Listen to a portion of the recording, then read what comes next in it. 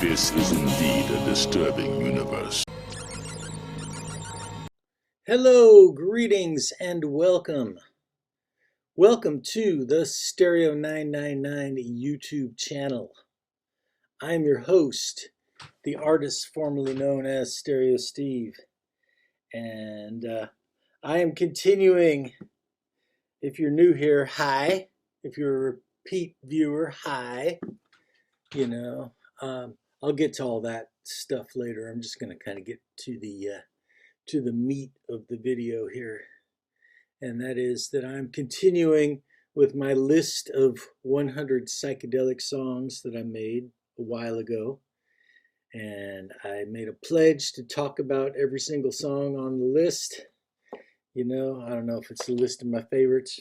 It's a list of songs that pop into my head when I'm in a certain psychedelic mood. But this is number 76 to 85 on the list that I'll be covering for this video. And before I digress any more than I've already digressed, this is going to be kind of D through C because I'm going in reverse alphabetical order by artist. It's not ranking. I love all these songs like they're my flower children. You know, anyway, this compilation is called The Psychedelic Experience, Volume 2. I picked it up because it had the song 17 Diamond-Studded Cadillacs by the Unsettled Society, which was on a mixtape somebody made for me. And that's not even the song I'm going to talk about on here, because I discovered another song on this compilation. Look at all these blotters here. And the song was Forest of Black by Dirty Filthy Mud. Yes, Forest of Black by Dirty Filthy Mud. And it sounds exactly like you'd expect, I guess. It's a pretty upbeat psychedelic track. I think most of the stuff was singles, so it's a pretty upbeat track.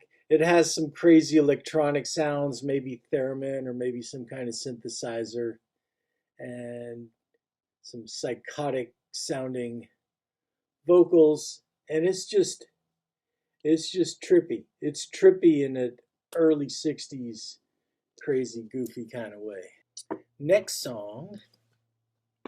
This one is kind of breaking one of my self-imposed rules, kind of, because I didn't want to mention the same band more than once doing this, but this is a band who changed their name, and this is their second name. This is Demian from Texas, formerly Bubble Puppy.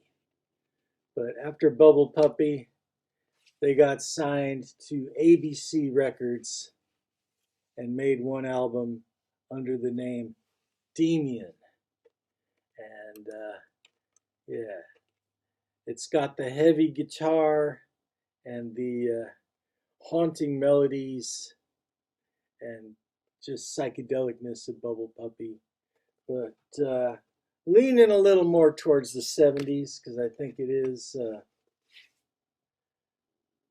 maybe 1970 when they made this record. But the song that's on the list from this album is called Are You With Me, Baby? Are You With Me, Baby? And it's got everything. It's got that sense of urgency. It's got a hypnotic riff that just draws you in. It's got some good vocal harmonies, and it's a pretty perfect song. Are You With Me, Baby by Demian. Okay, this next one, this is a band that, being in San Francisco, I should probably love more than I do. And what I mean is that I love this record, But I've heard other records by them that I was not into as much. But this record's a classic. Pretty much, bass strings flying high, Martha Lorraine, etc., etc. The song that I'm putting on the list here is the long jam at the end of the first side, section 43, because they do that kind of San Francisco sound, meandering guitars, psychedelic, improvised kind of looseness that, like the Dead and Quicksilver. And they do it well.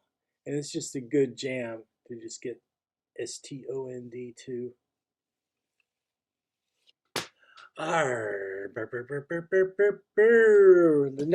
This next one is just a bona fide classic. And it's every garage rock compilation or list of top garage rock songs is going to have this song. And it is Psychotic Reaction by the Count 5. And I guess this album cover kind of predates Straight Outta Compton because they dug a hole and you're in it and they're looking down at you and you're about to be buried. The late great critic Lester Bangs wrote a very hilarious piece, Psychotic Reactions and Carburetor Dung, inspired by this album. It's well worth reading. While we're on Psychotic Reaction, I want to point something else out here, which is, like I said, this is the reissue on a Karma. Originals were on the Double Shot label. And who else was on the Double Shot label was the soul singer Brenton Wood, who had the hit song, Boogum, Boogum, Boogum, Boogum, Boogum, my baby. But I just want to show you that because he was on the same label, he did a cover of Psychotic Reaction, which is basically the same track as the Count 5, but with some organ and his vocal overdubbed. So yeah, if you see this Brenton Wood, his version of Psychotic Reaction is well worth hearing as well. The next band is Colors, and this is Atmosphere, the second album from Colors. It's a top loader. It's on the Dot label. But most people show the first Colors album, which is a little more poppy. This second Colors album, and yeah, they were an American band, but they spelled Colors the English way. But, you look at these songs like God Please Take My Life, and it's a little gloomier than the first album. The song that's on the list is called I've Got to Tell You, and it's a good, slow, dirgy, psychedelic song with judgmental lyrics about somebody who's maybe gone too far off the deep end, and the kicks keep getting harder to find, but more jerky and more heavy. But yeah, I've Got to Tell You by Colors. It's time to tell you. Excuse me. I got to be exact on this. Okay, this next song is by a band, I believe they were from Southern California. They were on Elektra, and they were called Clear Light. Look at that, mono, original inner sleeve. Ooh, yeah.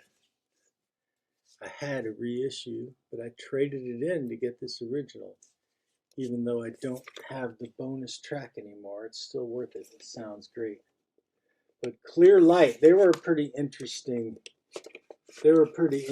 band, you know. They're a little bit kind of dark and doorsy. They had two drummers, which was pretty cool. One of the drummers was Dallas Taylor, who went on to play with Crosby, Stills, Nash and Young. But Clear Light, they appeared in one of my favorite movies, The President's Analyst, starring James Coburn, which basically he is the president's shrink, and it's driving him insane, and so he's trying to escape. But this is a cool movie because it's very dated and very 60s, but it's also stuff. There's some stuff in this movie that may have seemed ridiculous at the time that was kind of ahead of its time, predicting some of the stuff that would happen later. I don't want to spoil it too much, but if you've never seen this movie, see this movie. Also, the DVD version has the performances by Clear Light and Barry Maguire, which were changed in the VHS cut of the movie. They put some different music because they didn't clear the copyrights. Anyway, Clear Light. I didn't even get to the song. But the song that I want to talk about is the first song on the second side. It's called Mr. Blue. And no, it's not the Fleetwoods' Mr. Blue. It's it was written by Tom Paxton, and it's basically a dystopian tale of somebody who is going to get tortured until they conform. And it's got some great drumming. It's got some great spoken word verses before the chorus turns up, and it's got crazy paranoia where the sense of urgency I always talk about would be. But Mr. Blue by Clear Light, good one to put on a mixtape or mixed compilation. Okay.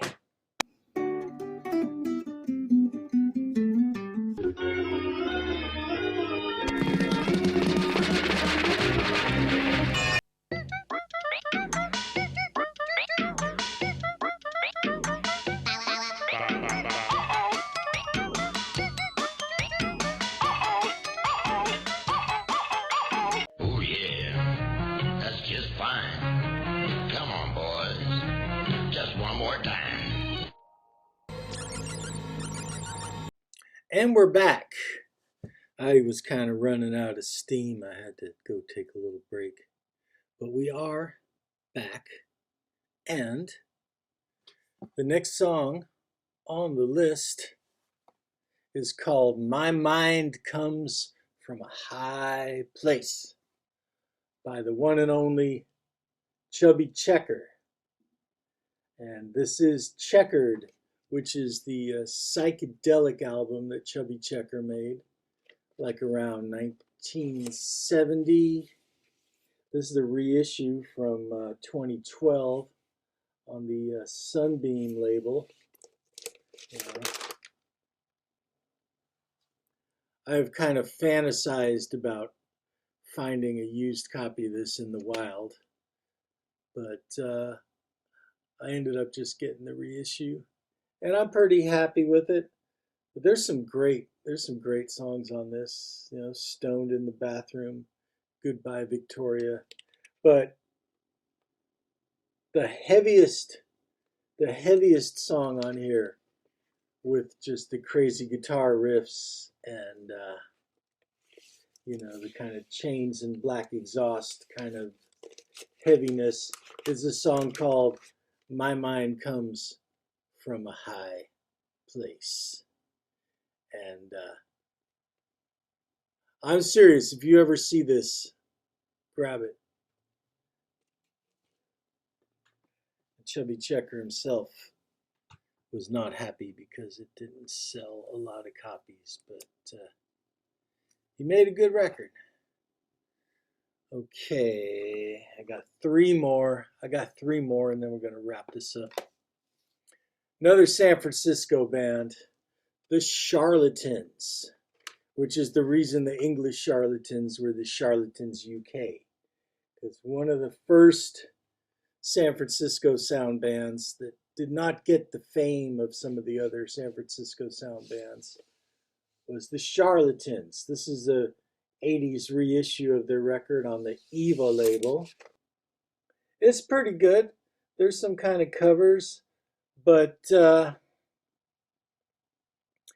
were a few songs that really stuck out to me. And the song that's on the list is called Easy When I'm Dead. It's just a quick 2-minute song with a riff and a statement of purpose and a catchy chorus, and it just kind of sums up that kind of rebellious attitude. You know, don't tell me to take it easy. I'll be easy when I'm dead.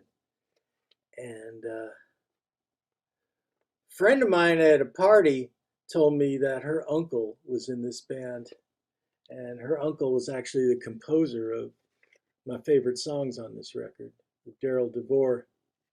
So yeah, Charlatans SF, Easy When I'm Dead. Down, down, down, down. Okay, this next one is part of the 60s Boston sound, or the Bosstown sound, which some people thought it was an industry plant, but there were some really good Boston sound bands, and there were some kind of connections to them. But this is a record a lot of people don't like because of how mellow it is. I'm just wait. If you know what the deal is with this record, just wait, because I'm going to get to it. But a lot of people will say what the special thing about this record is, and then say, but the music's not good. But that's not true, because there are some good songs, and the one good song that's on the list is a song called Camilla is Changing, and it's just very dreamlike sunshine pop with the harmonies, and you know, it's got the floaty flower power, nice harmonies. And Chevy Chase was in this band. He played drums and keyboards. You take drugs, Danny? Every day. Good. There's a reissue of this, had some bonus tracks of Chevy Chase, like doing some jazzy piano. But anyway, what would Chevy Chase do? He'd fall over. I was going to fall over, but nah, fuck it. Okay, so the last song we're going to talk about today, and this is again where, you know, I'm all about this entire album, but this song was my intro to this band, and the band is the CA Quintet, and the album Trip Through Hell. And the original copy of this would cost you about as much as a used car, probably, but reissues exist. This is the red vinyl Sundazed reissue, which I think is the most recent reissue. There was also the CD with a bunch of bonus tracks that came out in the 90s, and the double vinyl with the bonus tracks on the second disc that also came out around then. But I've talked about this album before. I've talked about how this album cover and the title Trip Through Hell makes it seem like it's going to be like some proto metal, but it's really not a proto metal. It's more like garage rock with proggy aspirations brought on by the ingestion of hallucinogens. Trip Through Hell Part 1 is like 10-minute long epic. But the song, and this was on, I showed a compilation album called Endless Journey when I was talking about Help last week. And the other song on that compilation that blew my socks off was a song called Cold Spider, Cold Spider. Ah! And yeah, I mean, the guitar sounds just get way stranger than you expect them to be during the jam part. The vocals kind of buried in echo and half spoken, like they're telling a scary story about a spider. If you say you don't like this record, I will unfriend you off of Facebook. That's all I'm gonna say. This is brilliant. Okay, that's it. That's it. Thank you for watching. Okay then, that's my video. Thanks for watching. Like, subscribe, leave a comment, and peace.